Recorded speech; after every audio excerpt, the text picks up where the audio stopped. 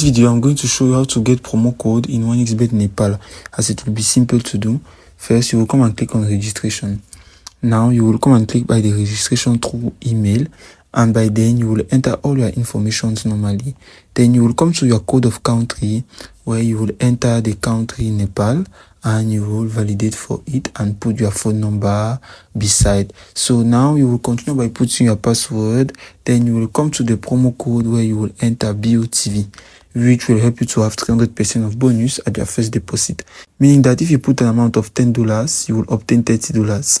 By then, you will now accept the terms and conditions and click on register. Now, as everything has been done, now you will now be placing your bet normally by putting bets with your promo code BOTV, which has been put.